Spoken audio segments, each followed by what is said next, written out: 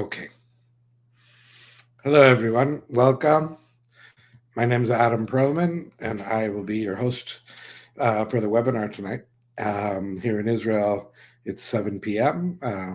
Around the globe, you may be at very different times, but hopefully you'll all be here soon. As we say, in 2 weeks, we're going to say next year in Jerusalem, and you guys are really doing it. So it's amazing, and I'm going to try to help you as much as I can to give you like a crash course of everything you need to know about the shipping part of the move.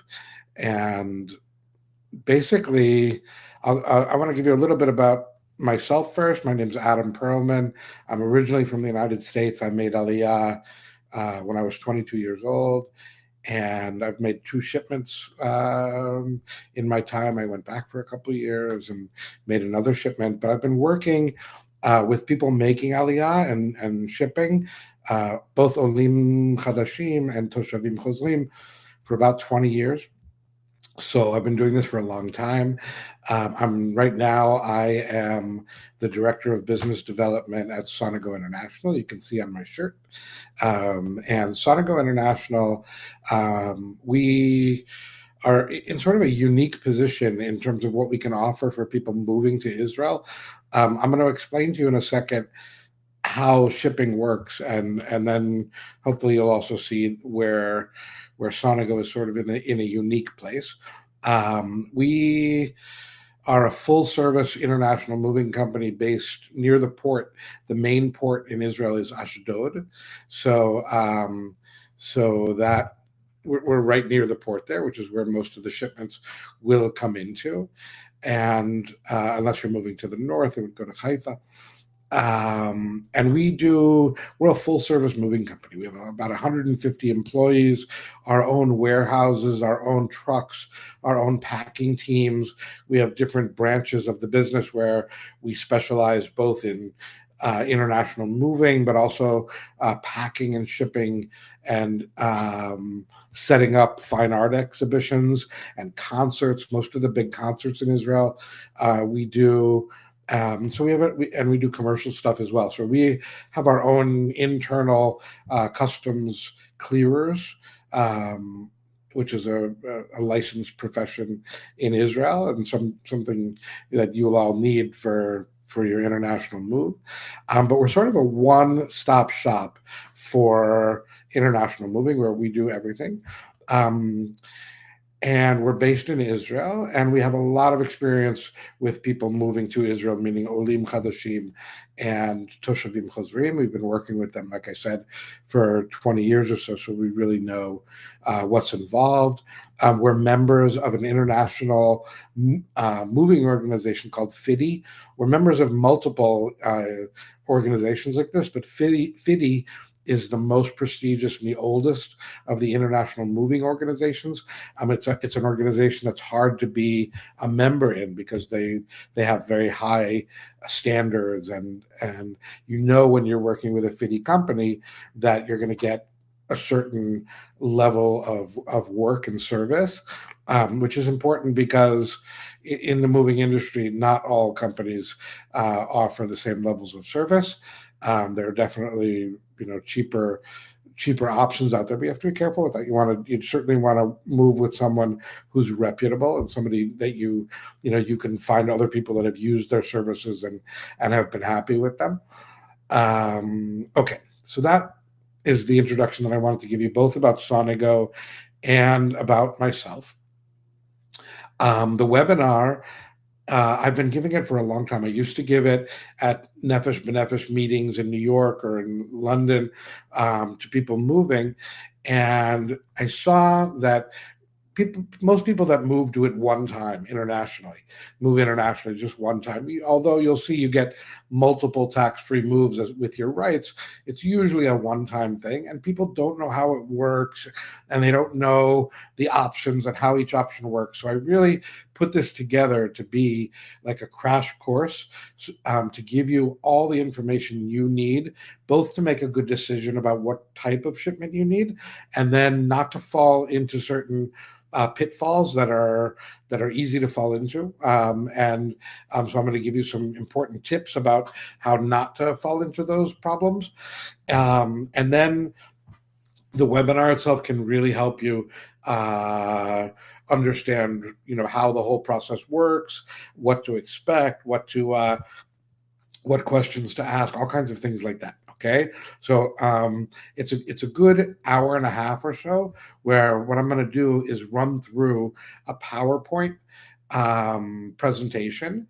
And if you see on the side over there, we have a chat area. And I would suggest what you guys do is write down your questions as we go along, because at the end, we're going to have a question and answer period, but I'm not going to stop along the way and answer questions. Okay. So take advantage of that and write them down as questions come up for you, because I will go over them at the end. Okay, so the first thing that I want to do before I go into the PowerPoint, and by the way, what I'm going to do is tomorrow, you're all going to get a copy of this recording of the webinar, so you'll be able to, if you can't stay for the whole thing or you want to go over certain parts again, you'll get a copy of it tomorrow. And I'll send you our information packet that has a written guide and an Excel spreadsheet about volume, which you'll see why that's important soon. And there's a PDF about things that you can't send in your lift. All of that stuff I'm going to send everybody that tomorrow. And then you'll also have all of my contact information, my WhatsApp and my email, and there's a link in all of my emails. There's a link where you can click on it and make an appointment to speak to me.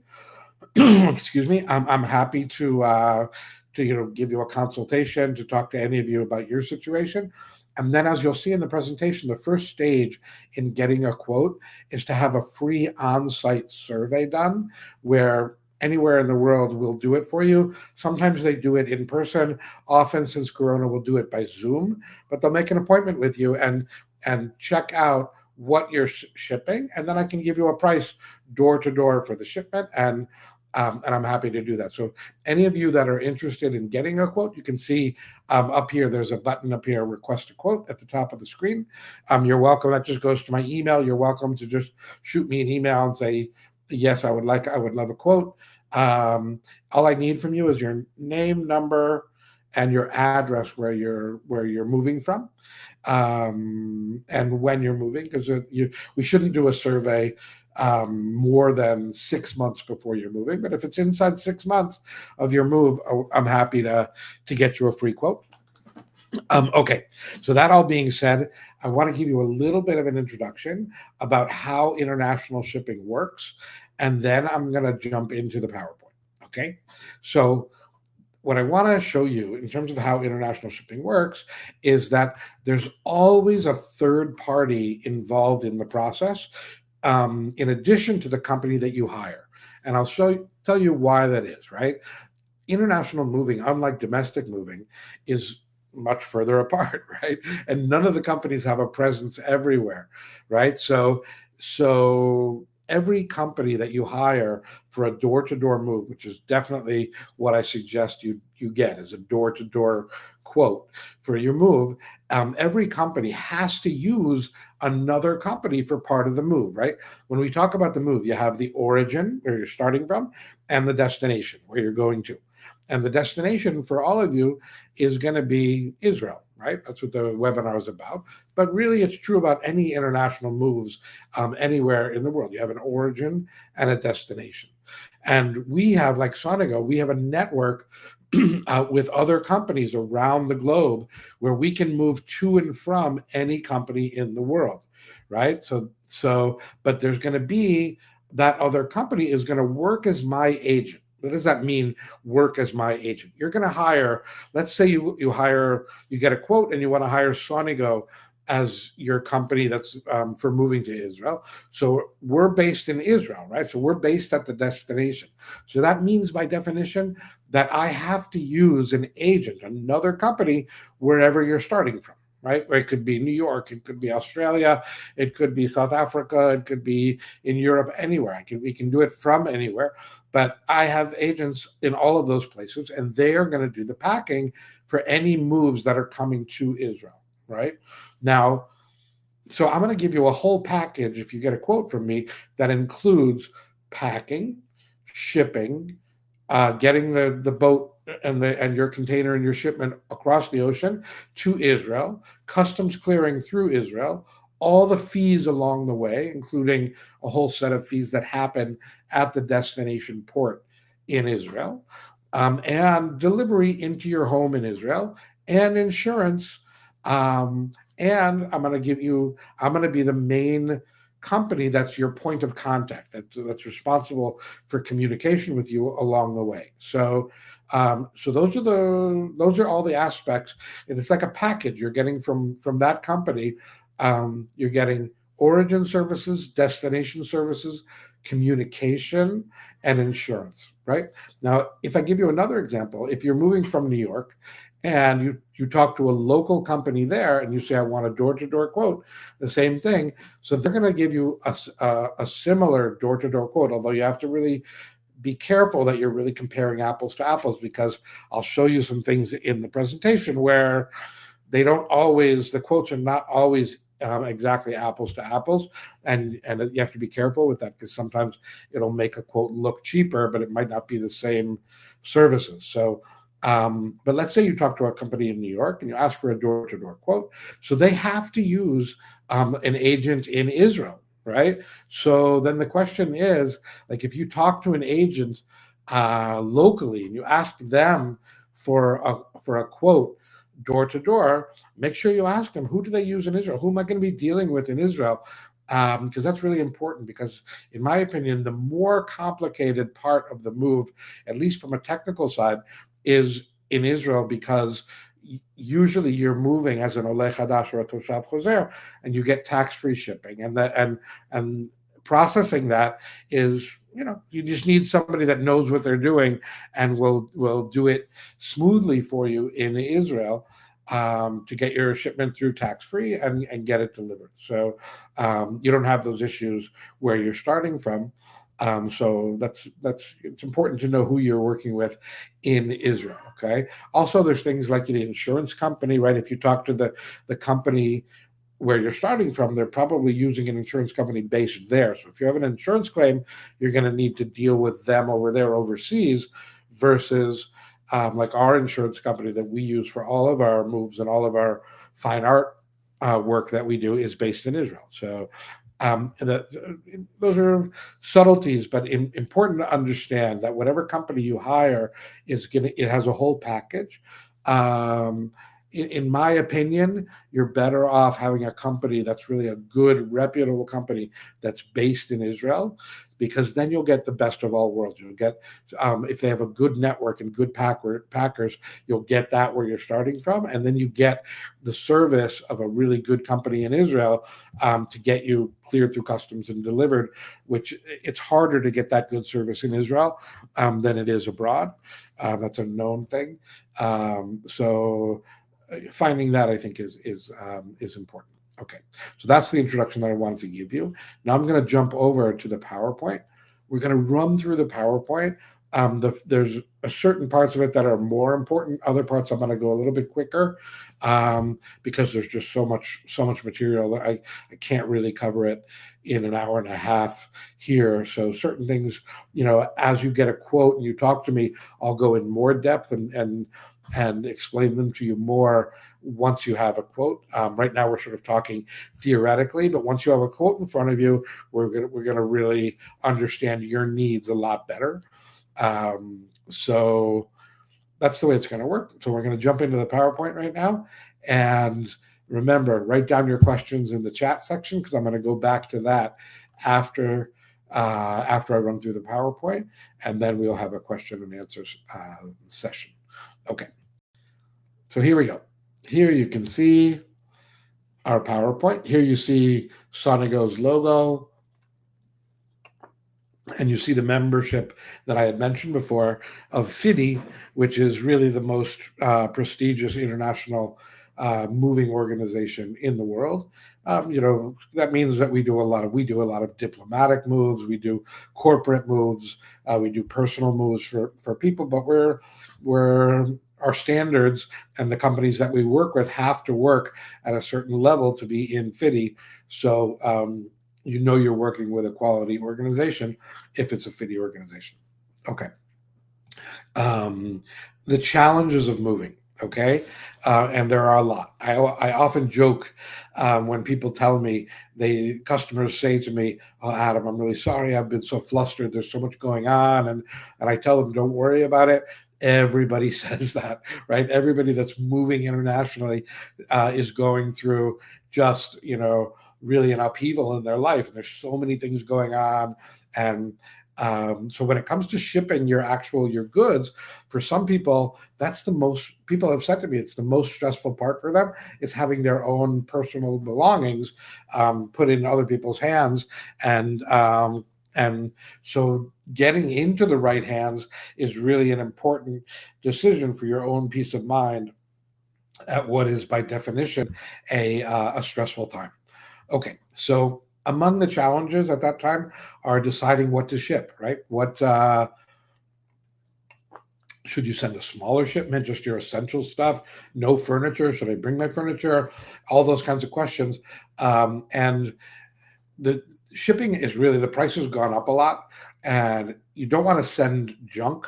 If it's stuff, the main rule of what to send is that stuff you're going to enjoy long term in Israel is the stuff that's worth shipping. If you have furniture that is either new, by the way, with your rights, you can bring in tax-free things that are either used or new. So if you would like to buy things or you own things that you're really going to enjoy long term in Israel, that can be worth shipping. But stuff that's really at the end of its life and that's large, especially, and as we'll see, the price of shipping goes by the size, not the weight. So things that are big, like an old couch, you really wouldn't want to send because it's more expensive to send, and if it's at the end of its life, it's not worth shipping. So there's this whole issue of deciding what to ship. I'm going to explain to you when we get to the slide about a survey, doing a volume estimate, where we estimate the volume and the size of your shipment. I'm going to show you how to deal with this kind of a situation where you're not sure exactly what to ship. There's a really important advice that I have for you that you will be able to use when you have your survey done. That'll help you navigate through this question of what's worth shipping. Okay. So that's one challenge. Another challenge is getting a clear picture of the costs.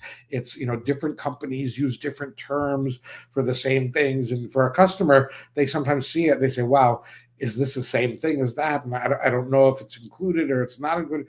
And it's hard to know. But in general, you want to get to a place where you're comparing apples to apples.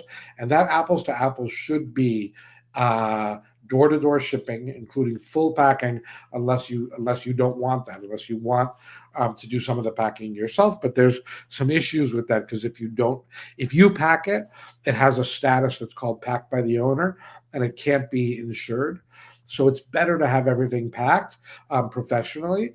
But there are ways. Sometimes people want to do what's called partial packing, which means that that we pack all the delicates and the furniture, but you pack the non-breakables, right? Like books and clothing and linens and things like that. And that could give you a little bit of a discount.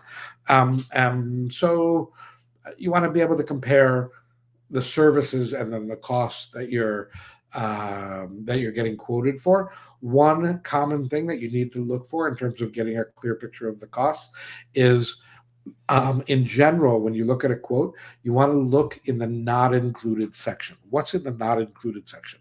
So there should be things that are not included because we don't expect them to happen, like a customs inspection or extra cost because of a war, which, by the way, incredibly. For a year and a half, we've had a lot of war here in Israel, and it hasn't affected the shipping almost at all. The Houthis have. They've caused some problems, but the ports in Israel have worked perfectly fine and have not had issues, which has really been amazing.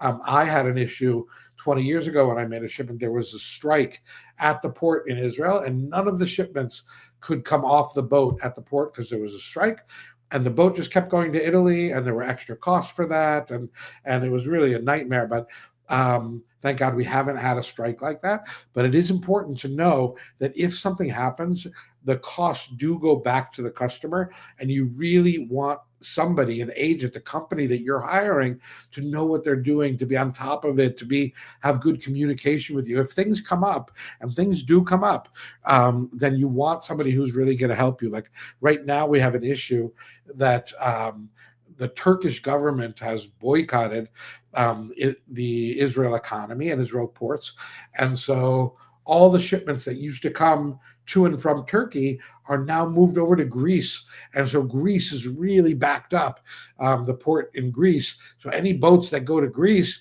there's big delays there.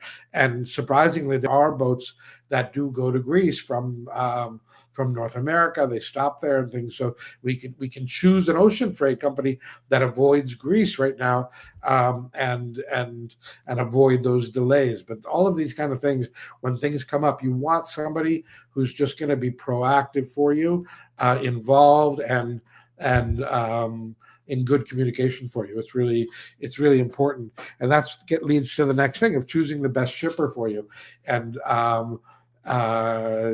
you got to be careful. You got to choose somebody based on people that that have used the shipper before and have had good experience, because like I said here, it really will give you peace of mind that even if something happens, you're in good hands and you're going to be taken care of. Because there are shipping companies out there that really won't give you the time of day once you're already shipping with them and stuff, and you got to be careful with that, because it can really be a lot of frustration, over at what is by definition a time of flux and change. And so anyway, so that's those are the challenges. And our advice is what you're doing exactly, is educate yourself about shipping, learn how it works, learn about the companies that are out there, learn about which ones people like, which ones people didn't like, talk to former Olim or Toshavim Chozrim, and choose a reliable shipper based in Israel, in my opinion, and do it in advance so you don't get stuck making a decision too quickly. You want to start the process and get a survey done, I would say 4 to 6 months, 3 to 6 months before you're actually moving. And there's a few reasons for that. You don't want to do it too early, because people change their minds about what they're shipping, but you also don't want to do it too late, for a bunch of reasons. So that window of 3 to 6 months before is usually pretty good. If you're moving in July, which is like the busiest time of the whole year, make sure you really get your quotes early enough, because movers in July get completely booked up where they have no more availability. So if you're moving in July or your pickup is in July, you want to get your quotes now. You want to have a survey now, or at the latest right after Pesach. So that's my advice. Okay, customs taxes a little bit, just so you understand. The only benefit that you get from the government in terms of shipping is that you don't pay customs taxes if you're an Oleh Chadash, a new immigrant to Israel, or you're a Toshav Chozer, which is a returning resident. You're an Israeli resident who's been out of the country for more than 2 years. And both of those categories get tax-free shipping. The Oleh Chadash gets 3 tax-free shipments within 3 years of their aliyah. a Toshav Choser gets 2 tax-free shipments within 9 months of their return to Israel. And what does that mean, tax-free shipping? It means that all of your stuff that you're bringing, if you didn't have these rights, they would tax you. They would charge you 18% of the value, and they also would tax you on the cost of the shipping. So it can add up. It's really it's a savings that can be thousands of dollars on a shipment. And so that's important to know, that you get that tax-free shipping, and it's on used or new items for items that are covered. Now, for electronics, all the basic rule of what's covered for tax-free shipping is everything that's normally found in a house, right? Clothing, rugs, furniture, dishes, pots and pans, pictures on the wall, all of that stuff, furniture, beds, dressers, all of that stuff is tax-free. Electronics, you only get one of each item. Like you could only bring one tax-free refrigerator within all of your shipments. If you brought a second one, you could bring it in, but you're going to pay taxes on it. Computers and TVs, they've really you get 10 free now. So you can bring those, laptops I would bring on the plane with me, but you can put desktop computers into your shipment. And gas grills, which used to be a real headache. It was our customs clearers at Sonigo that last year talked to customs and said, why do we have all these restrictions with gas grills? There's no point. And they agreed, and they said, okay, you're right. So now you can bring in a new or used gas grill with your shipment, tax-free. So that's and it's worth it, because they're expensive in Israel, gas grills. So if you want a grill, it is worth bringing one. Okay, now we're going to get into the heart now of the presentation, about how your quotes work and how the logistics works of sending a shipment. And the first thing we're going to talk about is understanding volume, because the shipments, when we talk about shipments and their prices and the types of shipments, it's all really determined based on the size of the shipment, not the weight. It's not the weight that makes the cost. It's the volume and the size. There are places where weight comes into it, especially like in North America, trucking is charged by the weight, so weight becomes a factor. But in general, in shipping, it's the amount of stuff that you're sending, which is measured in cubic feet in North America and the UK, and the rest of the world in cubic meters, which is the size of the shipment. So whenever you're ready to do a volume estimate, which is, like I mentioned, a professional service that we provide, then we check out what you have and we give you a quote based on your volume estimate. So they might, I'll give you some examples of the results of a volume estimate, just so you begin to get familiar with volumes. Basically, from most places around the world, there's a minimum size shipment that you have to pay. If you're going to make a shipment, you have to pay this minimum, no matter what size it is, even if your shipment is smaller than this. And that minimum is around 200 cubic feet. In cubic meters, it's about 6 cubic meters. And 200 cubic feet is about 40 medium-sized boxes, and that's it. That's the smallest shipment that you could send. Now, 6 cubic meters, 200 cubic feet, it could also be 2 couches, 2 3-seat couches is also about 200 cubic feet. But the 40 medium-sized boxes we're talking about a box that you could hold with two hands, not so big that you can't pick it up by yourself, and not so small that you could do it with one hand. Like 40 medium ones that you could hold with your two hands is the smallest shipment that you can send. So if they come and do a volume estimate at your house and they say, yeah, we think you have around 200 cubic feet, that's about the smallest shipment.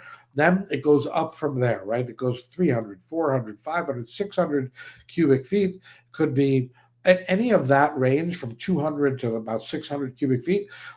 You're going to be in a shared container, sometimes called a lift or a consolidation. And we're going to get to how a lift or a consolidation works in one of our slides in a few minutes. That's one category of shipment, is in a shared container or a consolidation. It's very different. The way it works, the way the pricing works, it's very different from the other type of shipment, which is having your own container, right? Where only your stuff is in the container. Now, once you get over 600, 700, 800, 900, 1,000 cubic feet, which in metrics is about 30 cubic meters is about 1,000 cubic feet, then you're going to be sending your own container, your own. I'll show you the sizes of the containers soon. But once you go over 700 cubic feet, you're going to send your own container. So there's two different sizes of containers. There's one that's called a 20-foot container because it's 20 feet long, and it has about 1,000 cubic feet, 30 cubic meters in it. And that is roughly the contents of like a one-bedroom apartment. So that's a good amount of furniture. Now, there's another container that's double the size of that, that's 40 feet long, that is roughly the contents of like a 4 or 5 bedroom home. So that's the biggest container. And based on your volume estimate, we're going to then either give you a quote or quotes based on the estimate. Now, remember what I said, that when you have your volume estimate, there's a trick to getting through the problem of if you're not sure what to send. Should I send more stuff, less stuff, a bigger shipment, a smaller shipment? What you would do is at the time of the survey, you can tell the person doing the survey that some things are definitely going and some things are maybe going, and then ask for 2 quotes, right? So you'll get one quote that's going to be a smaller quote if you go with the approach of having a minimum shipment. Then you'll have another one where if you really send all the stuff you're thinking about, and you'll see the difference in the price, and you'll see the difference. You might have a difference, like the smaller one might be in the shared container, and you'll see in a second when we go through that slide what the characteristics are of that type of shipment. What do I mean by characteristics? Well, it takes longer. There's certain things you have to really be careful of in terms of the price that I'm going to explain to you. But there's certain things in one type of shipment that don't exist in the other type of shipment. So I'm going to show you each of those. And then once you see, okay, so this option of going small would mean that these factors are true. Whereas if we go with the bigger shipment, it might cost more, but these factors are going to be the way it works. And then you can figure out for you which is the best solution for you. Okay. So that's really what I want to do for you, is help you understand what's the best solution for you. And then once you work that out, it might only work out, after you have a survey done, but then you're going to choose which solution is best for you. And then you're going to know how it works, because we talked about that. It could be that the smaller shipment is good for you or the bigger shipment. Each one, we're going to go through the factors of how it works. And then you'll understand, how to navigate your shipment and things to avoid. So those are all things we're going to go through. Okay. Okay. So a quick run through of some terminology that we've covered, some that we haven't covered yet, but that's important to understand. I mentioned a 20-foot container, and I mentioned a 40-foot container. There's also another one. The 40-foot container has another version of it that's called a high cube container, it's still 40 feet long, but it's just a little taller. So that's the biggest container that we have at our disposal. We use the high cube containers for all of our consolidations, for all of our shared containers, because we want to get as much stuff as we can into one container. If a 40-foot container is not enough for you, we always do have the option of sending a high cube container as well, which is the biggest one. Okay, these two terms right here, FCL and LCL, those are the technical terms in shipping for the two categories that we've been talking about and that we're going to talk about. FCL means a full container load, which means that it's only your stuff in the container. An LCL stands for less than a container load, which means that there's multiple people's stuff in one big container. So you're either going to send an LCL shipment or an FCL. An FCL shipment could be in a 20-foot container or a 40-foot container. An LCL shipment is always going to be in a high cube container. Um, okay, so we're going to go through the slides that really explain how those two types of shipments work. That's sort of the heart of the presentation tonight. How these two different shipments work and how they're different from each other, and they're very different from each other. One of the ways that they're different from each other is this thing called a lift van right here. That a lift van is only used in the LCL shipment, and why? What's the reasoning for it? How can you understand it? Is because we have multiple people's stuff in one big container, so we need to separate everybody's stuff so it doesn't get mixed up. So the way we do it is there's the same packing of your boxes and your furniture, but there's an extra packing stage that in an LCL shipment that your stuff goes into a lift van, which is a big pre-made crate, or the other way to do it is we can palletize it, which is a wood floor that we then shrink wrap.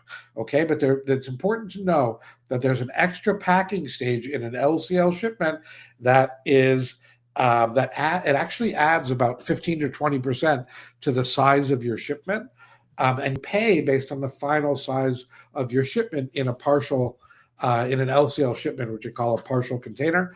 Then you pay based on how much space you take up once it's already packed up in the lift vans or on the pallets. That's the way it works. Okay, overflow is a situation that can happen in an FCL shipment. That if you have let's say you order a 20-foot container, and let's say your volume estimate was 990 cubic feet. Remember how many cubic feet there are in a 20-foot container? There's 1,000. There's 1,000 cubic feet. So your estimate is right at the capacity of the container. So there's a chance that we're going to have overflow, that not everything is going to fit into the container. And we want to avoid that, but sometimes we can't avoid it. Sometimes everything you want to send just doesn't fit into the container, right? And once you've ordered a container, you can't just switch over to a bigger container. And overflow would mean that some stuff didn't get into the container. And now if you want to send that stuff, then you'd have to send a separate shipment, which is thousands of dollars more. So obviously we want to avoid that situation for you to have overflow. The way you avoid that is if your quote is near the capacity of the container you're sending, what you need to do is prioritize your stuff into like an A group and a B group before they come pack.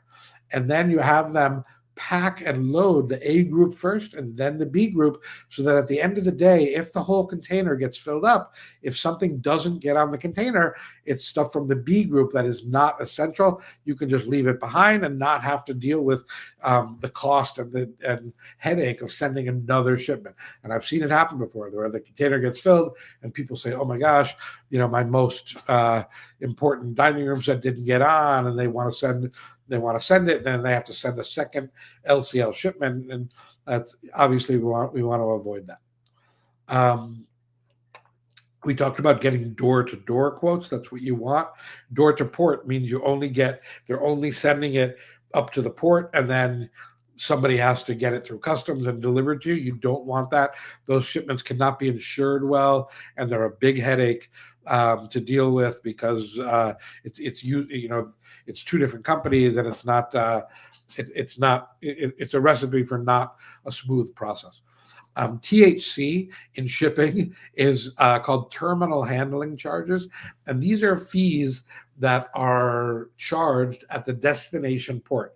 Terminal handling charges at the end of the move, and it's really important that the THC, they could be referred to as port fees, port taxes, destination fees, or one-time fees, that it's really important that they're included in your quote, because what often companies that are located abroad, that are not in Israel, they often won't know what the fees are going to be at the destination port. So what do? They just put it into the not included section, that if you're not paying attention, you look in the not included section, which we mentioned at the beginning, that you want to really look carefully there. If it says port fees, port taxes, then there's a cost that's like a hidden cost in the quote. So your quote is going to look cheaper, but it's actually going to be, it's a recipe for high extra charges, because once these THC charges are not defined, the agent that you're using in Israel, he's free to charge you whatever he wants, right? You want these defined from the beginning, because then you'll know what they are, you'll know they're included, and you won't get hit with surprise fees when the container gets to Israel, right? So that's really, really important. Okay, so that was some terminology. Now I'm going to show you a little bit, right? Here's a picture of a container. Here's a container that has these lift fans inside. You can see that's the extra packing stage where the boxes and stuff go into this pre-made crate called a lift fan. That's the extra packing stage that happens only in a shared container. If it's your own container, they'll pack everything and put it right into the container. Okay, the two different types of shipments we discussed, FCL and LCL, are an exclusive container with only your stuff. Even if there's extra space in the container, we're not going to put other people's stuff into it. What they do, if there's extra space, is they build a retaining wall and they secure your stuff in the container, and you have some extra space. It's no problem. People send FCL shipments all the time with some extra space, and we don't use that extra space. It does raise a question for you guys of, people always ask, can I sell the space to somebody else? It's not legal to do that. It's not legal to sell the space to somebody else. In a shared container, we're allowed to put multiple people's stuff into one container because each shipment is being declared to customs. But you're not allowed to put stuff into your own container that's not your stuff, right? You're declaring to customs that everything in the container is yours. Okay. Okay, so then before we jump into the slides about the two different types of shipments, here's some pictures of the container vessels. They're huge ocean boats, with these, hundreds of containers on them. And, people often ask about insurance. When I was doing a course with FIDI about shipping, they showed us movies of these boats on the open ocean. And they said, look, you can really understand why it's worth getting insurance, because there's a lot of rocking and tossing and turning on the open ocean. You see why things need to be packed in a certain way. Sometimes people are surprised how much space international packers put in the boxes. They're trained to do that because things can't be too tight, because with that much movement on the ocean, to protect them, there needs to be a certain amount of space in the boxes. Okay, so then the next thing I wanted to go through before we go into the two different types of shipments is just a little reminder that I mentioned this before, but just so you get it, about volume. Remember, we talked about the smallest shipment being 200 cubic feet, and we're going to do an estimate, a volume estimate at your house that's going to tell us at the bottom line of that estimate, it's going to tell us that your estimated volume is 200, 300, 400, 500, 600 cubic feet, right? Once you go over like 700 cubic feet, then at that point, there's a cutoff point where we'll start to give you a quote for what you see here, a 20-foot container that has a capacity of 1,000 cubic feet. That would be an FCL shipment of a 20-foot container. Or if you go over 1,000 cubic feet, between 1,000 and 2,000, then you would need a 40-foot container. In metric terms, right? This is 30 cubic meters, is 1,000 cubic feet, and 2,000 cubic feet is 60 cubic meters. Usually, we describe the contents of the 20-foot container as the contents of like a 1 or 2 bedroom apartment, and this contents of like a full 4 or 5 bedroom home. Okay, and just to throw out a little bit of prices for you, just so you understand a little bit, the range of what to expect. 200 cubic feet, let's just say from like New York, is probably around $3,000 door to door. So the price will go up based on the size, right? Once it goes 300, 400, 500 cubic feet, all the way up to a 20-foot container in New York is probably around $8,000 door to door. So that's your range from 3 to 8,000, and then a 40-foot container, it's double the size, but it's not nearly double the price. It's probably more like $13,000 from New York for a 40-foot container. Now, once you move away from a port, like New York is a port, right? But you move inland and you go to places like Denver or places that are landlocked in Europe. So there's going to be more trucking and the price goes up. So, you can add at least $1,000 to a 20-foot container. It could be $2,000 to a 40-foot container. And there's places that are really expensive that are, I know in northern Washington State in the U.S., the West Coast is very expensive right now. It's really, prices have been going up since COVID, and it's expensive. So those are just the range, just so you understand. That's door to door, including all the fees. You do have to add insurance for it. Like a small shipment is just a couple $100 for the insurance. A 20-foot container is about $1,000, $1,200 for standard insurance. A 40-foot container, if it's full, could be $2,000 to $2,500 for the insurance. So those are the ranges of the prices, just to give you a sense. But when you talk to me about where you're moving from, then I'll be able to give you a more accurate price quote. Certainly, after we do the survey, you'll really get a proper price quote in writing. Okay. Okay. So now what we're going to do is we are going to go into the two types of shipments, and we're going to see how different they are, how they really are really different logistically, and then it's really going to affect you. So I'm going to have a few advices for each type of shipment, and I'm going to have a few things to look out for to not fall into a certain pitfall for each type of shipment. Okay. Okay. So the first one we're going to talk about is an FCO, an exclusive container shipment.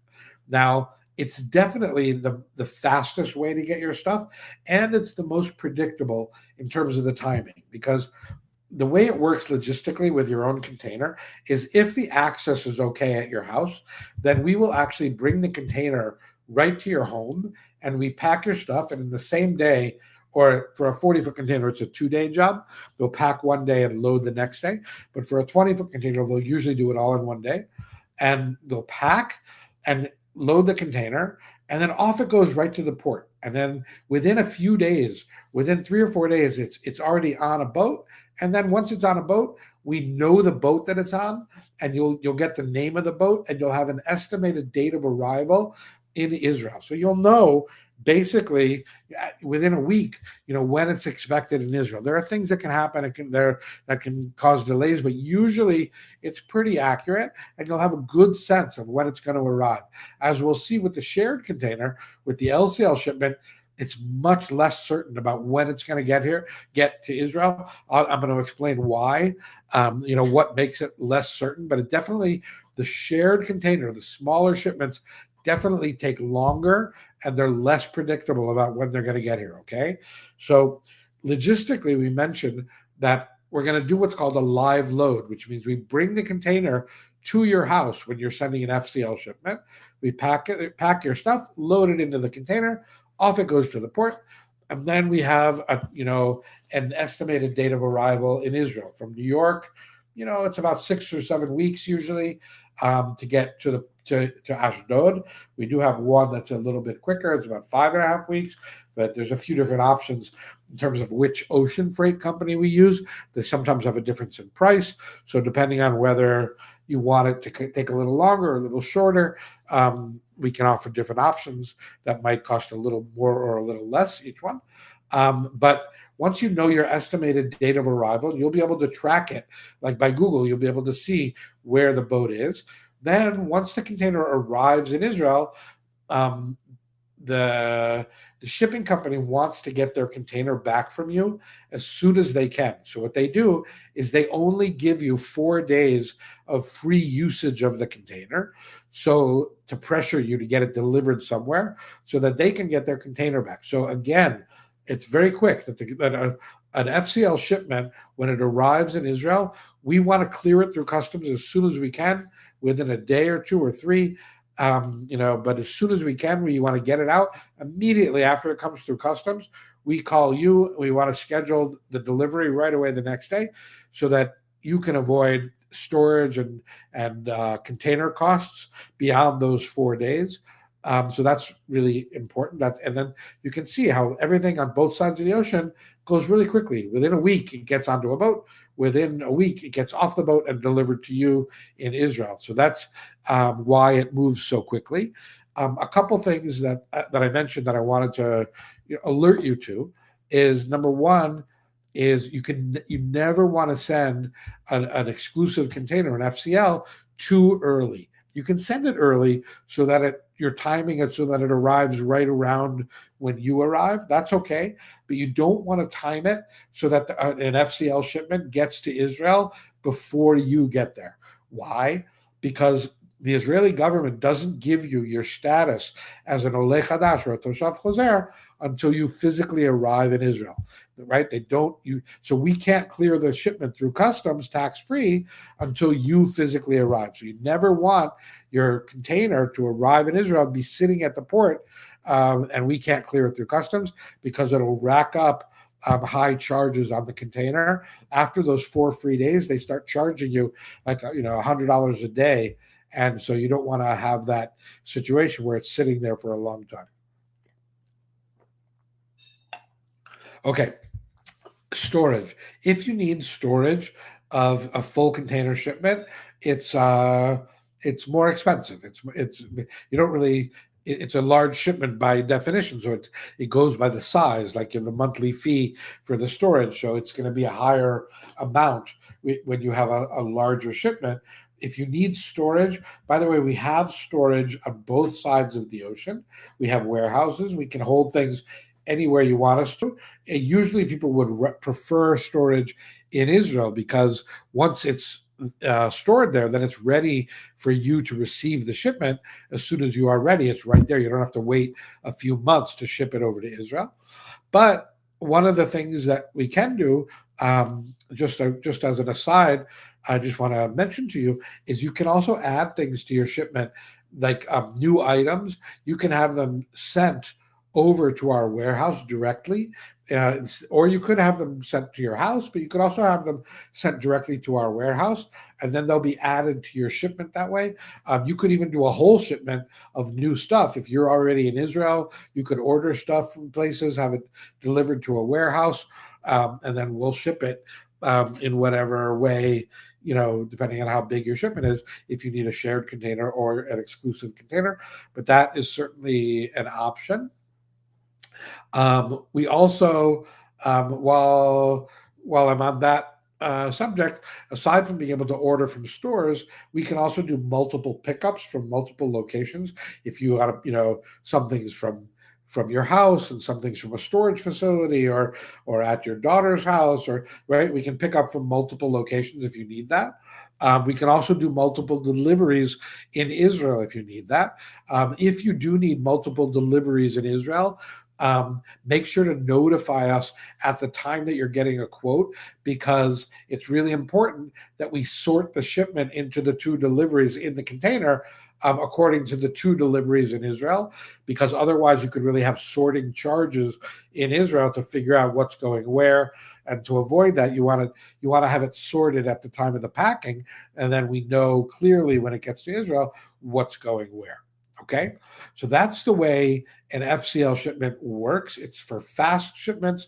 Which a lot of people, that's really important. They want to get their stuff. They want to know when they're getting it so they can set up. A lot of people want to move before the Chagim and before the school year starts and get their house set up. An FCL shipment is a lot easier to time than an LCL shipment, and we'll see why in just a second. Okay, so here we're going to talk about shared containers or consolidations, or sometimes called a lift. Now, as I mentioned, these are for smaller shipments, and there's going to be multiple shipments in one large container. And we definitely said that they're slower and they're less certain in terms of the timing. They also have a higher cost per cubic foot. So I always say if you're going with an LCL shipment, it's a decision to keep your shipments small and save money. What you don't want to do on a shared container is lose sight of that fact on packing day and say, yeah, we'll throw in this couch and this bed, and then and then all of a sudden if your shipment, the big thing to remember is your billing, this last line, the billing is based on your final volume. So if I gave you a quote for 200 cubic feet and your final volume comes out to 400 cubic feet, your price just doubled, right? So you really have to be aware of that, right? Okay, and we mentioned before that extra crating, the putting the things into lift vans or onto pallets, it adds about 15 to 20% to the size of your shipment.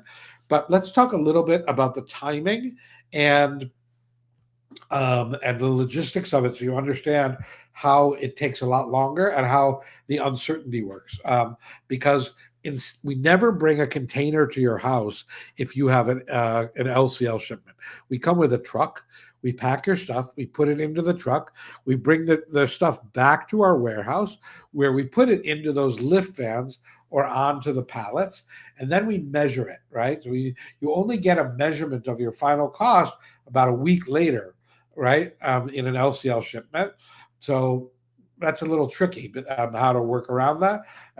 But again, you always want to remember the principle that with a shared container, you're paying based on the final size and it's a higher rate. So you want to try to keep your shipment as small as you can. Then once everything's back at the warehouse and ready to ship, okay, now there's something that is totally out of your hands and that we don't know at the time of the packing that really causes your shipment to have uncertainty in terms of the timing. Because it could be that you're the last shipment that's going to fit right into a container, and off it goes pretty quickly. Or it could be that one just left and then you have to wait until there's enough stuff to fill another container. Now, if you're talking about New York, then in the summertime, containers go out pretty often, even one a week. Certainly one every couple of weeks. In the wintertime, even in New York, it can be every couple of weeks, every month, right? It can be, you could wait a month before it even leaves. From other locations where there's not as much traffic in the winter, it can sit there for a long time. It can sit there for a number of months before it even leaves, right? So you can see how, depending on where you're moving from, if you're in an LCL shipment and depending on the logistics and when the last shipment left, it could come quicker or it could really take a long time. So that's only at the origin side. Once it gets to Israel, it also takes longer. Why? Unlike the FCL shipment, where your stuff doesn't come out of the container in an FCL shipment unless in the rare occasion when there's a customs inspection and they open the container. But other than that, the container's not opened up in an FCL shipment. In an LCL shipment, they are opened up. All of the shipments in the big container in the consolidation are taken out of the container at the port in Israel.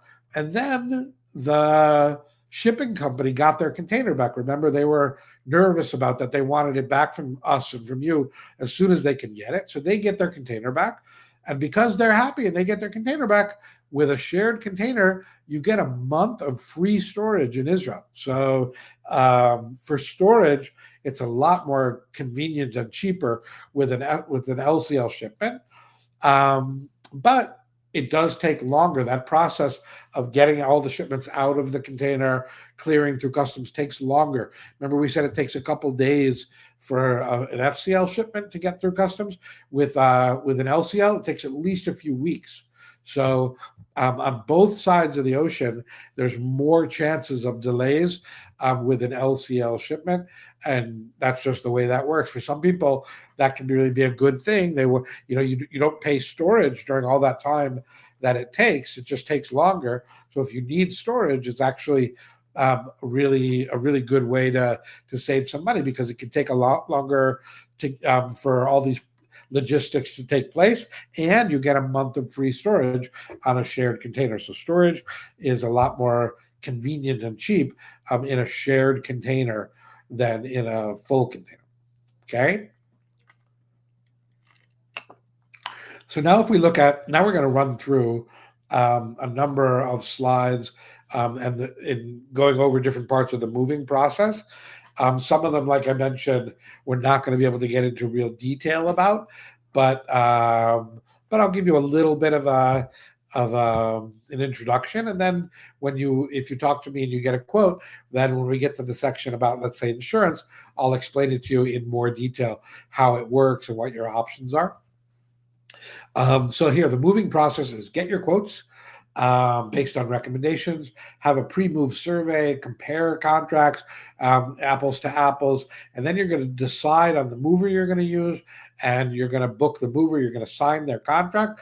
The first thing we do is after you do that, is we set the packing date. You know what date they're going to come. It's a 2-day job for a large 40-foot container.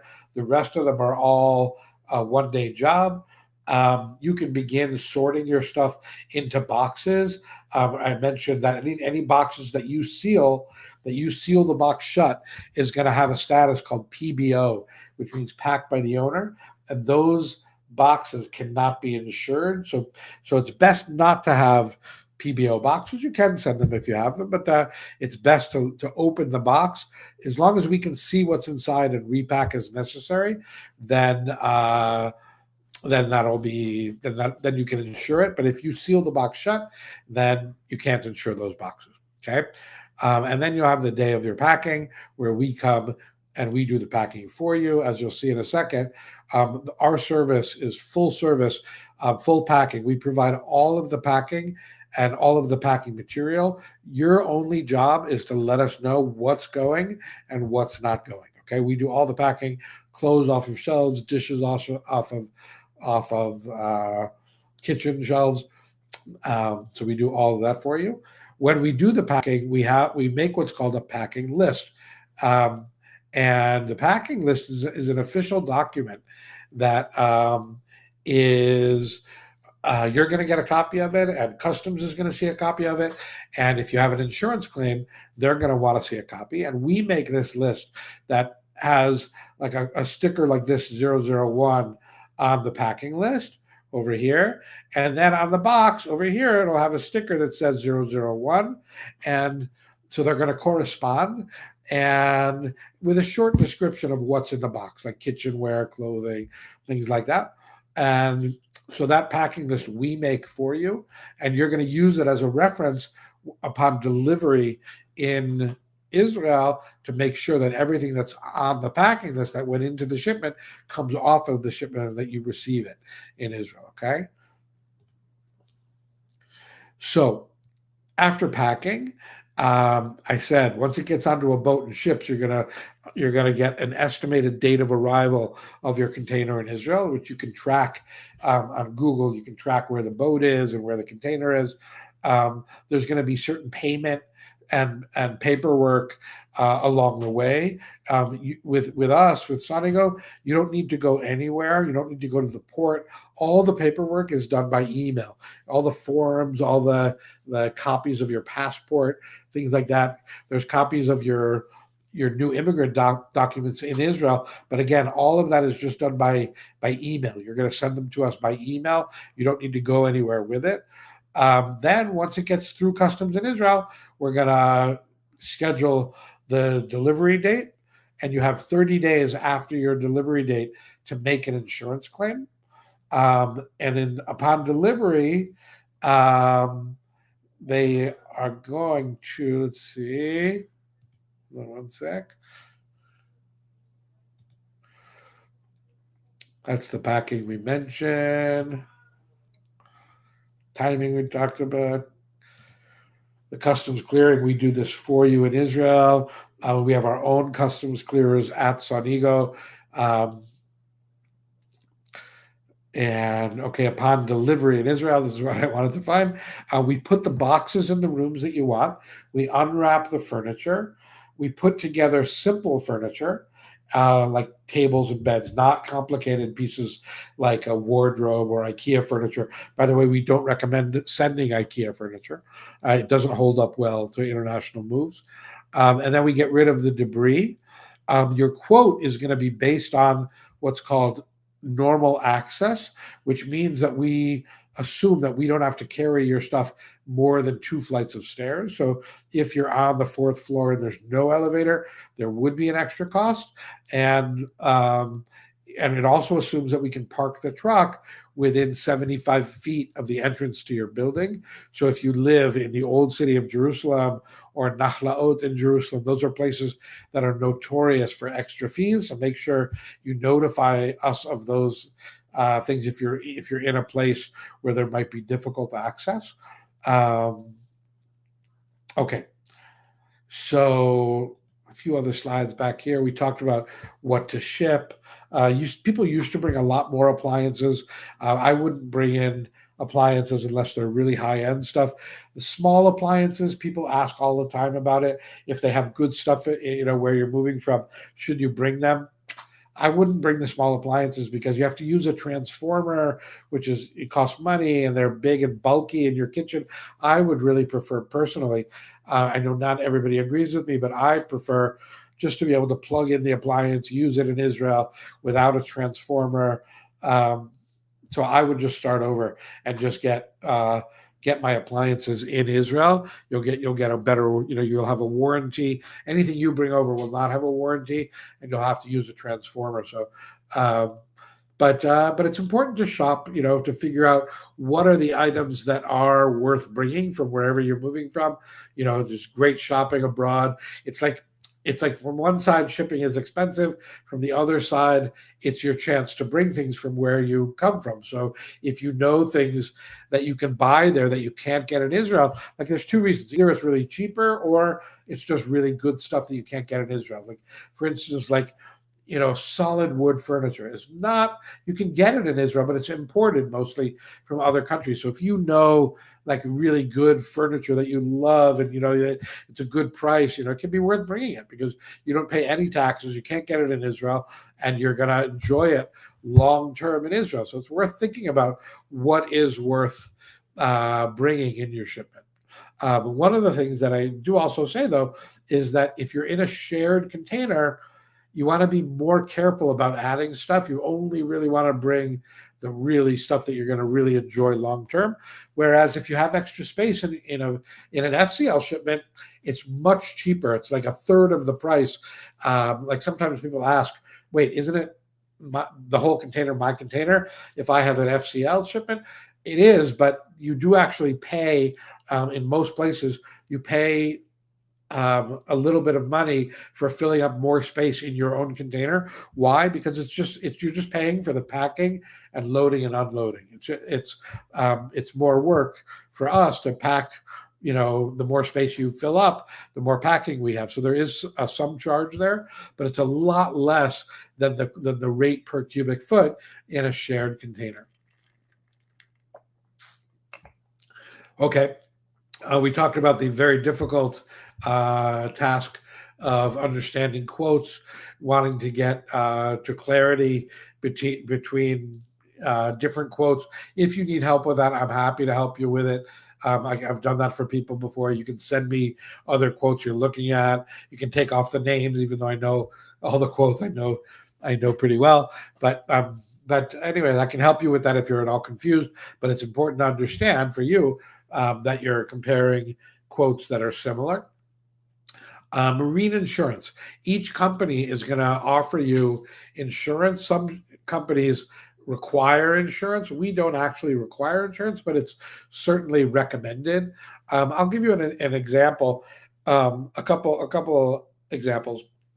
There's one type of insurance that's called total loss insurance, and it's totally not recommended. It's if somebody is offering it to you, it's really not worth almost anything, because you only get coverage if the whole shipment is lost, and that almost never happens. I mean, it can happen, right? There's been tsunamis, and there are a certain amount of containers globally that get lost, right? That there's I saw, from different causes, there's maybe 1,500 containers globally out of millions and millions of containers that get lost, right? And so that would cover you, but I've never seen it happen in my experience in 20 years. So what is recommended is all risk insurance, which covers you both for total loss and for what it means. All risk is for damage or loss of individual items in the shipment.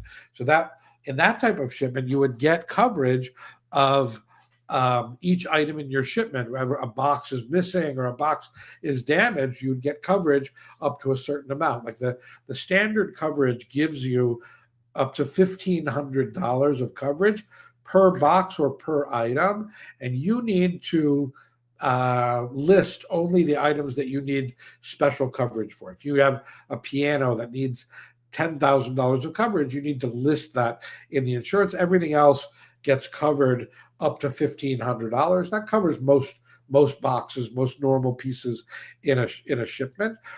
There's a way of figuring out how much your coverage costs. You take $50 per cubic foot of your shipment. So if you have 1,000 cubic feet, which if you remember that's the contents of a 20-foot container, 1,000 times $50 is $50,000 of coverage. That's what you would get if the boat sank, chas v'shalom, minus the deductible, which is over the whole shipment. There's a deductible of $250. So you would get $49,750. And the cost to you for that policy is 2.5% of this total value. So $50,000 of coverage. Let's say you also had a piano of $10,000. So it's $60,000 of coverage. So it costs you, every $10,000 of coverage costs you 2.5%, which is $250. So $60,000 of coverage would cost you $1,500, $1,500 for $50,000 of coverage over the whole shipment, plus a $10,000 piano. So your insurance is supposed to be based on the replacement value in Israel. And all breakables and furniture must be professionally packed in order to insure them. High value items, like if you have any valuable paintings or that piano that I mentioned, they often will need custom crating, which is a special service of packing. It's expensive. It costs a couple $100 per painting, and that's what we do for all like museum work. It's all custom created, and then once it's custom created, you can insure it as much as you need to. But if you don't do that, you can't insure it fully. So just be aware of that if you do have anything really delicate or valuable like that. Okay, a couple of last tips is you can mark the boxes yourself. Like we mentioned that in the packing list, they're going to have those numbers that we use. You can, on the boxes, you can use markers or colored tape for your own system so that when the boxes get to Israel, you can know, oh, to tell the movers, this goes in the kids' bedroom, this goes in the living room, right? You can write on the box so that you know that when it gets to Israel, so that'll make it easier for you in Israel. Like I mentioned, your job is to let them know what's going and what's not. You can definitely have 2 delivery locations. You can fill the drawers with really light items, not heavy stuff, but things like linens and pillows you can put into drawers. This is my big important advice that I already told you guys at the time of the survey. If you're not sure what you want to send, tell them that some things are definitely going and some things maybe, and then ask for 2 quotes, and then you'll know the range, right? And then you'll be able to really see, which option is best for you. Important to check the price of new goods in Israel versus the cost of shipping so you can see what's worth it. We didn't talk about cars. We do cars. I can help you with a car. It's only an Oleh Chadash that gets a discount on a car. A car can be put into your container. We would need a 40-foot container if you have household goods. Half of it would be the car, half of it would be your household goods. One thing to really to know as an introduction to cars is that unlike household goods that you get a complete exemption from customs taxes, with a car you only get a reduction, and it's still a lot of money you pay on a car, meaning that if you're not an Oleh Chadash, a Toshav Chozer does not get any reduction on a car. They can bring in an older car up to 4 years old instead of 2 years. An Oleh Chadash can bring in however old car he wants to. And instead of paying 130% of the value of the car, an Oleh Chadash only pays about 75% of the value. But it's still important to know, because if you have a $30,000 car, you're still going to pay, 20 something $1,000 just in customs taxes without the even shipping it. So if you're thinking about a car, uh, you know, let them know that at the time of the survey. Talk to me. I'm happy to give you a quote for that, or tell you if I think it's worth it based on the car that you have. Um, and again, choosing the shipper is really going to be an important decision. It's really who you're going to be working with. It's really going to be, the main factor that defines how your experience is. Again, as I've mentioned, we're based in Israel. I believe that you'll be better off if you take a company that's based in Israel that uses somebody really good abroad. The other thing that I would really say to be careful with is there are companies out there, and sometimes people are not aware of this at all, is you can see like our website and it's a shipping company, right? And you see another company and you see them and they're a shipping company. But there's several companies out there where they're what's called a broker, where it's literally one person in their apartment in Israel. There's one in the Galil that works for Olim, and there's one in Jerusalem that also focuses on Olim. And it's literally one guy in the basement of his house that's putting moves together using moving companies. So they're really one step removed from the moving process. They have none of their own services. Everything is outsourced, and you don't know who they're using at any time. They could switch who they use. You don't know the quality or one move they might use somebody, they might use somebody else for a different one. I recommend staying away from brokers. You don't have nearly the same level of professionalism as somebody that really is in the moving business. So that's one thing just to be aware of. But in general, for you guys that you're coming here to Israel, unbelievable. It's just, I'm so happy to be helping people move to Israel.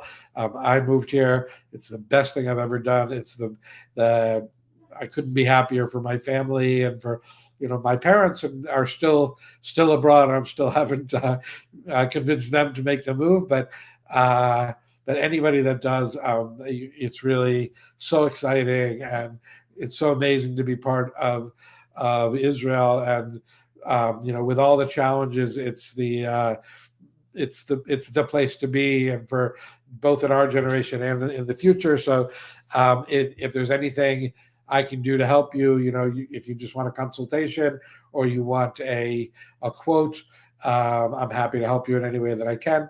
You have my contact information. My email here is darkened, but I wrote it in the chat section. Here's my phone numbers, and you'll get an email from me tomorrow with the recording of the webinar. So anyways, feel free to be in touch with me in any way you want to be. I'm happy to help you in any way I can. But what I'm going to do now is turn off the PowerPoint, which you'll get a recording of and a copy of tomorrow. And now I'm going to move over to the questions and the answer, the question and answer period. And you guys are welcome to write any more questions right now that you have over there, and I'm going to go through all of them. So I hope that was good. Thank you for your patience through the whole PowerPoint. I hope that was helpful. And now we will. I'm going to run through the questions. Okay. So how do we spell Fidi? Fidi is Fidi, not with a Y at the end.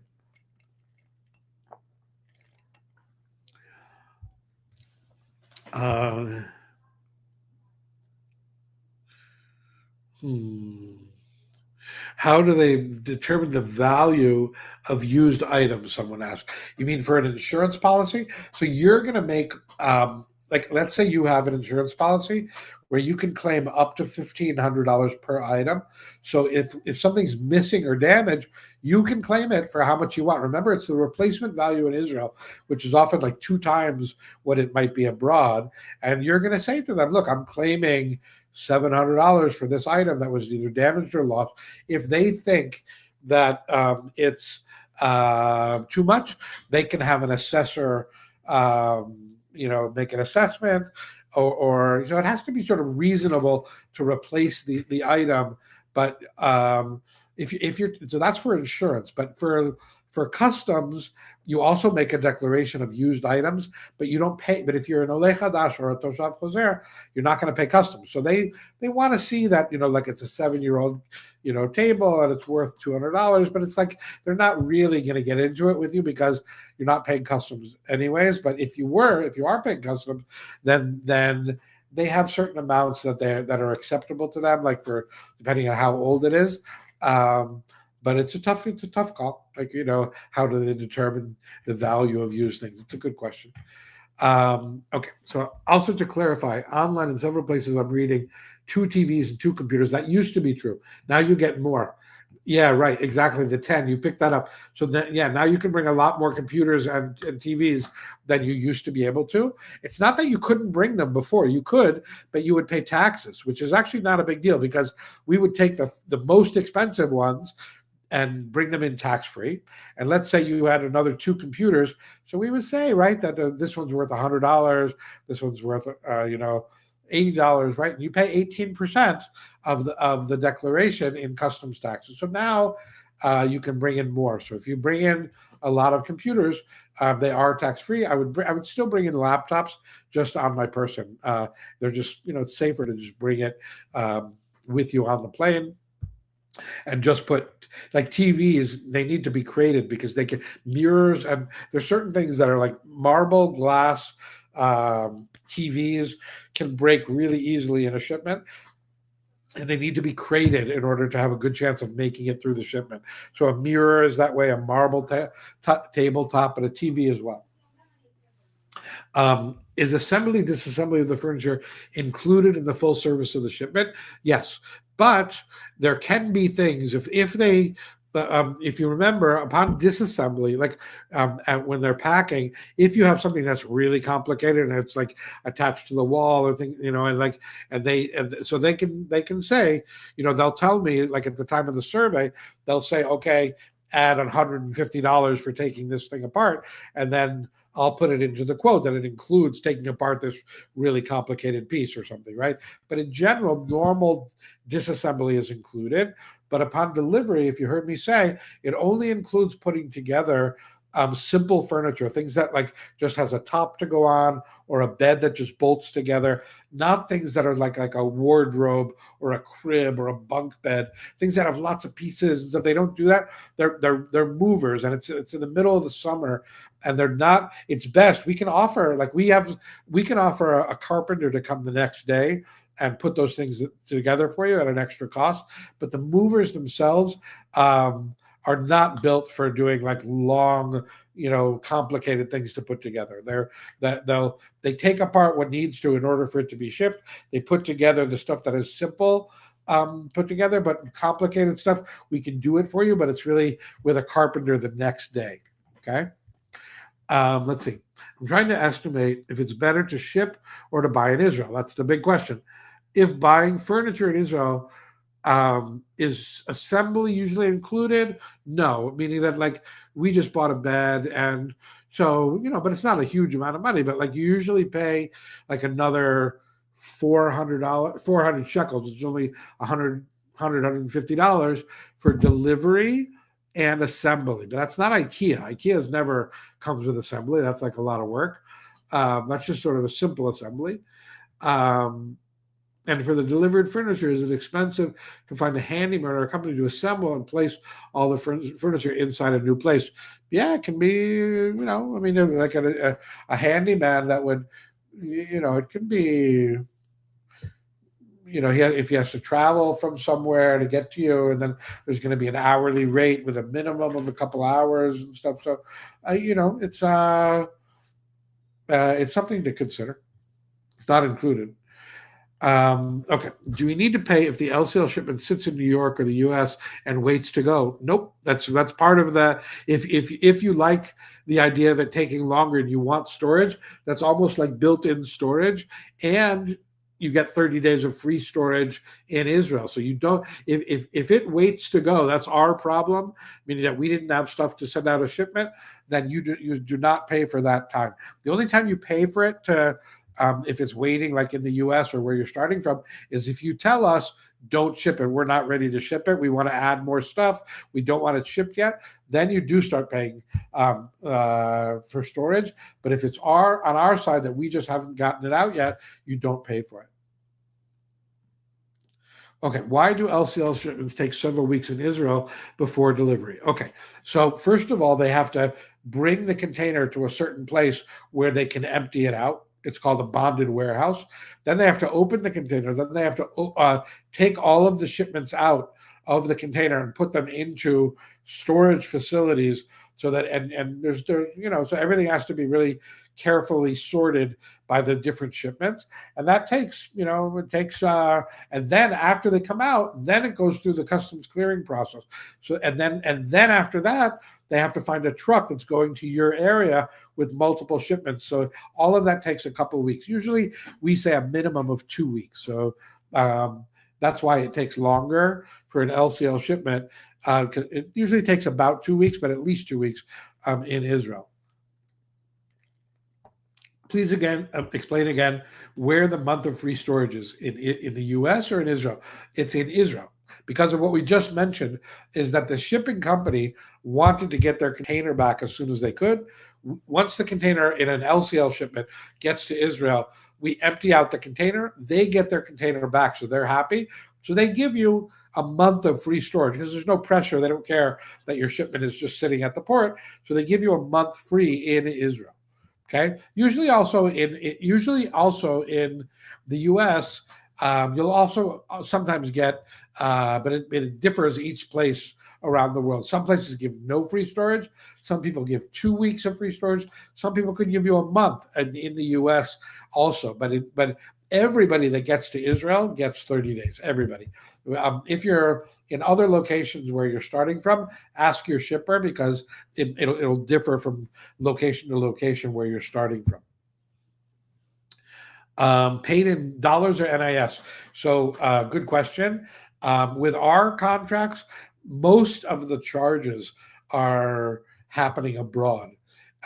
They're to the ocean freight company, the packers, and things like that. So your quote is going to be in the currency where you're moving from. So it's going to be better always to pay your quote in that currency, because if you pay it in shekels, then we have to switch it over back to dollars to pay off, the agent that's working there. So they're going to charge you at a higher rate for shekels. So you're always going to be best. You have both options, but it's going to be cheaper always to pay it in the currency that you're quoted in. So if your quote is in dollars, it'll be cheapest to pay it in dollars. If your quote is in euro, cheapest to pay it in euro.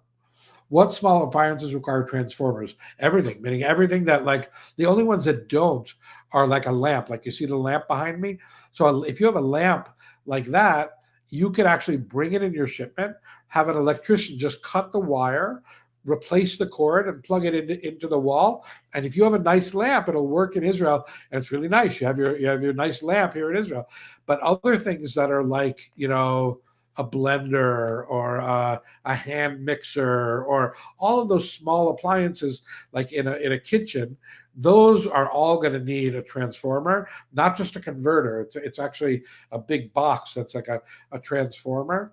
Toaster or also a hairdryer will not, and some of them won't even work with a transformer. You have to be really careful because, like, a hairdryer, any of them that have like high wattage, like a microwave or probably a hairdryer too, they're not even going to work with a converter because it's too much electricity. So those things, I would just start over. A hairdryer does not cost a lot of money in Israel. I would just get a new one in Israel that plugs right into the wall. You're not going to want to deal with, like, okay, you want to dry your hair, so the converter is, the transformers in the kitchen and you got to go get it. It gets all dusty. It's like, I don't like working with transformers. All of that kind of stuff, I would just, even though you might have good stuff, it's still, I would just start over in Israel with those kind of stuff. What is THC? It means terminal handling charges. Those are fees that happen in any shipment at the destination port. So there's a whole series of fees, right? When your shipment gets to Israel. So that was what I said. You want to have that included in your quote, because if it's not, it's a setup for the agent in Israel to say, "Oh, you didn't pay your THC yet," and then he can say he can. And I've seen it where he can ask for a lot of money versus having it defined from the beginning, which is always better. Packing supplies are included in the quote. It includes full packing and all the packing materials, so that's included.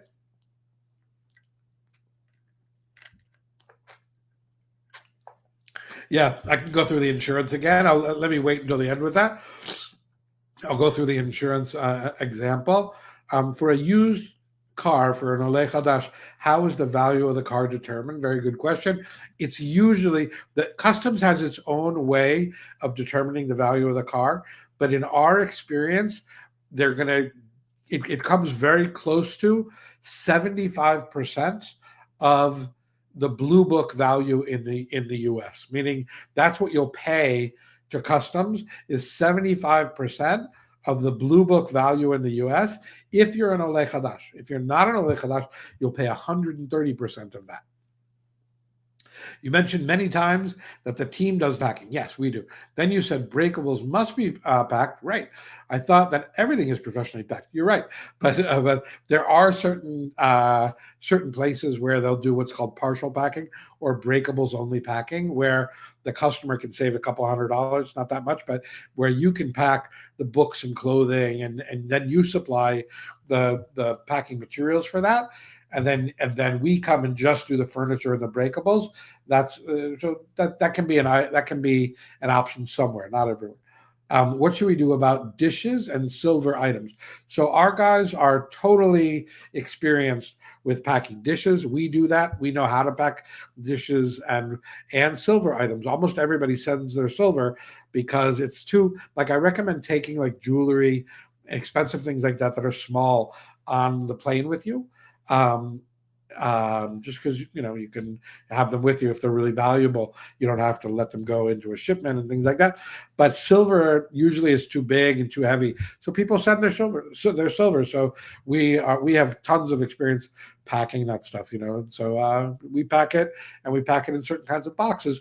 And sometimes people are surprised that there's a lot of room in those boxes because you don't want things packed too tightly because of the rocking of the boat. That can cause damage to things like that. So they pack them with a lot of padding in those boxes.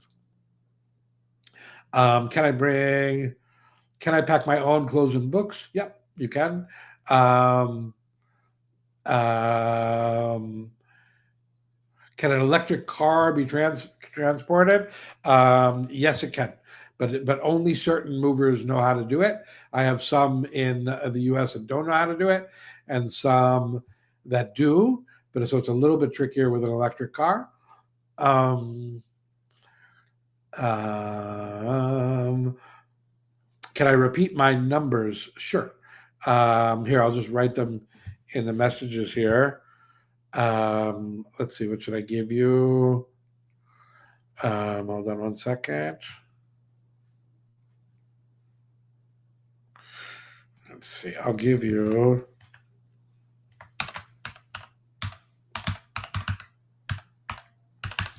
That's my cell phone right there.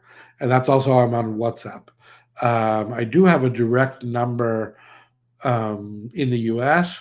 I don't remember it offhand because I don't use it so often. It rings to my phone here in Israel.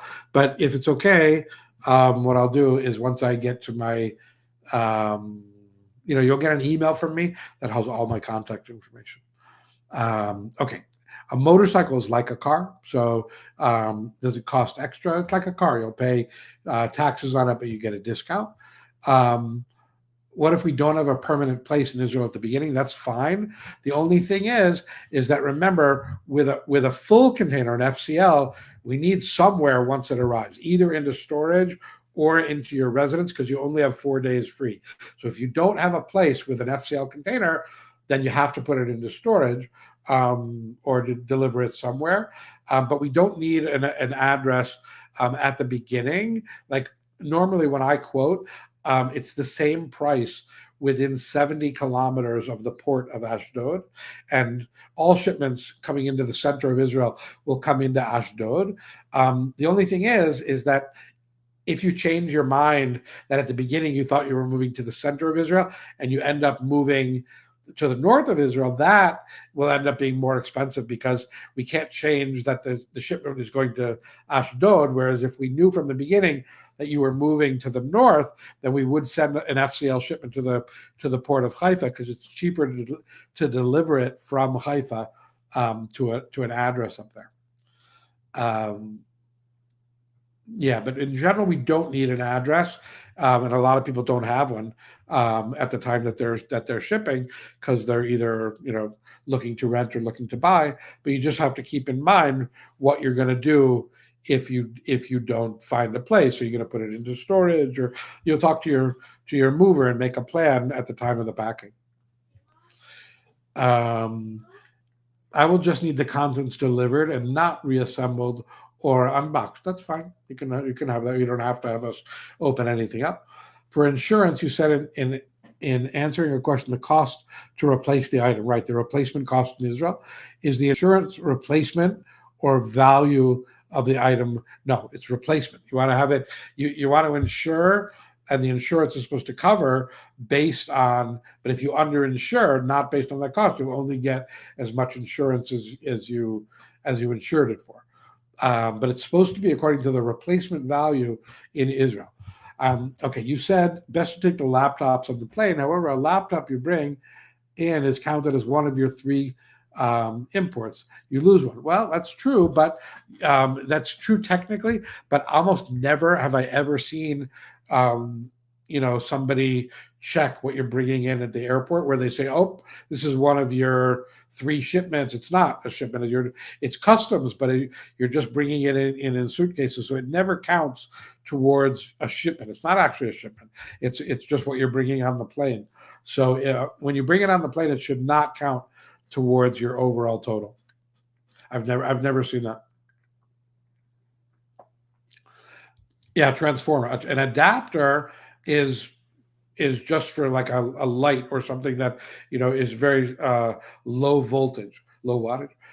But a transformer is something that's really that for an appliance you would need a transformer. An adapter costs a few shekels, but a transformer can cost $150 for a transformer. When you say light items can be left in drawers, I assume that includes clothing.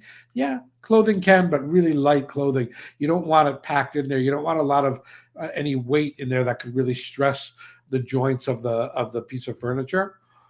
Good question. How do they pack things that are hung up? They can use wardrobe boxes. Wardrobe boxes take up a lot of space. They're big, but we have cardboard boxes that have a metal rod going across the top, where for things like suits or dresses and things like that, they can pack into wardrobe boxes. So it's up to you. Anything like that needs to be hung, they will do that, but it does take up a lot of space. I heard that electric bicycles can't go on the lift. That's true. Unfortunately, all of that kind of stuff, electric bikes, electric scooters, they lithium batteries are an issue. They're becoming more strict with it. But an electric car can go. It can. Yep. Yeah. There's really a difference because a car goes on its own, and there are certain procedures that need to do that. But an electric bike and electric scooter, there's a big difference. You can't put that into your shipment. It's a real red flag. Anything that has a motor needs to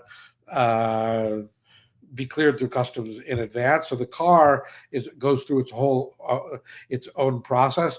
But in your household goods shipment, they're not expecting any things like a scooter or a bike, an electric bike, and it'll cause problems with customs. You don't want to put those into your shipment at all. Unfortunately, people ask that all the time. Oh, sorry. No. It's not 978. It's 972. Sorry about that. I think that one should be right. Yeah. And that's my WhatsApp as well.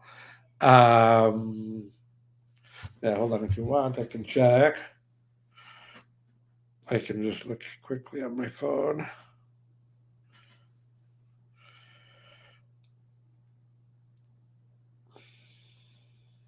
Okay. Here's my USA number.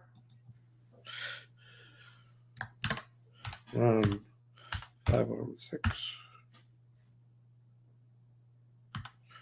243 178. That's my direct number.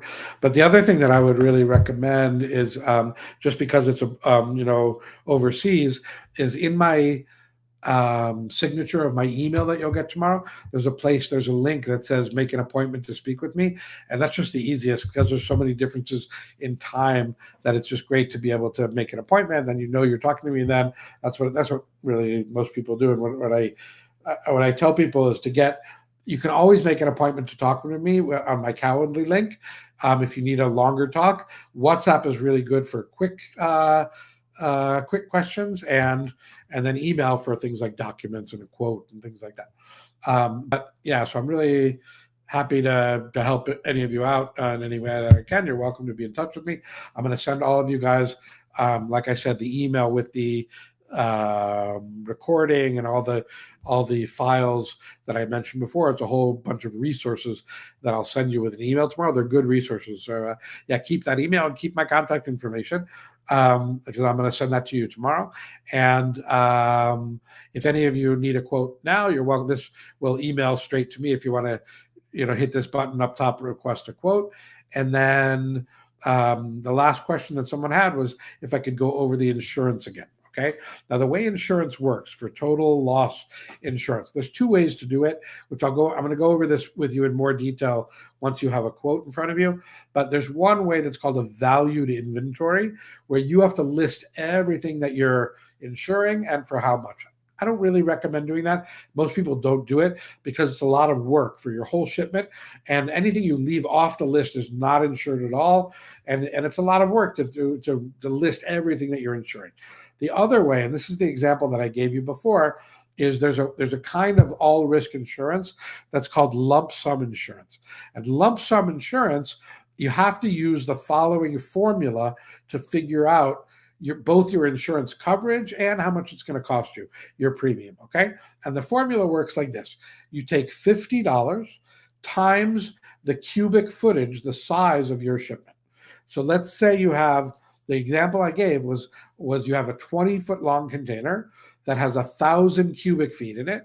So you have to take $50 times 1,000 times if you had 500 cubic feet, you would do $50 times 500, right? So $50 times 1,000 is 50,000. So that's $50,000. That's your coverage if chas v'shalom the boat sinks, right? That everything's lost. That's what you get, minus the deductible, which is $250 for most policies. That's what most people take. It's a $250 deductible policy. So if the boat sinks, you would get $49,750. Now, what does it cost you, this policy? It costs you 2.5% of the total insured value. So what that means, 2.5%, that means on every $10,000 of coverage, it costs you $250 or 2.5%. So $50,000 is 2.5% of that is $1,250. That would be the cost of your policy for $50,000 of coverage. And remember, what that gives you, that lump sum policy gives you up to $1,500 for every item in the shipment, every box, every table, every chair. You could claim up to $1,500, up to a total of $50,000. Okay, so that's how the insurance works. It's a lot of ideas, a lot of theory. You don't have to get it totally right now. Once you have a quote in front of you and you're talking to me, then it'll be a lot easier. You'll see it in front of you. You'll know what questions to ask. I usually have one talk with people before they get a quote, then one more after they get a quote, and then you're really good to go. You really understand your situation. You understand the options and how it works and things. And then, of course, along the way, I'm always here from door to door if things come up and anything's not clear. Okay. So I hope it was helpful. I hope the webinar was helpful. Chodesh Tov, it's Rosh Chodesh Nisan, very important month. We have Pesach coming up.